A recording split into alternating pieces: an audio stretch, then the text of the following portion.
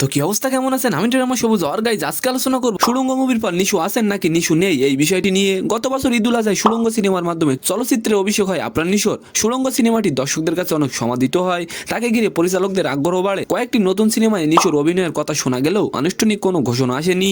প্রায় 6 মাস হলো অনেকটাই আড়ালে আছেন নিশো, কিন্তু কেন? পরে জানা যায় নিশো কথা বলেছেন প্রথম আলো পত্রিকার সাথে। নিশো বলেন, ক্যামেরার সামনে না থাকলেও সিনেমার মধ্যে আছি বলতে পারেন, কারণ এই সময় প্রচুর গল্প পড়েছি, চিত্রনাট্য পড়েছি, নানা ধরনের গল্পের ভাবনা নিয়ে কাজ করছি। আমি আসলে বসে থাকি না। সুড়ঙ্গর বা 2টি সিনেমার ঘোষণা হওয়ার কথা ছিল, কিন্তু হঠাৎ থেমে গেল কেন এ ব্যাপারে নিশো বলেন, সবকিছু ঠিকঠাকই ছিল, কিন্তু প্রযোজনা প্রতিষ্ঠানের কিছু ঝামেলার জন্য ওই সময় ঘোষণা আসেনি। নিশো বলেন, থাক না, ভালো কাজ করতে সময় নেওয়া ভালো।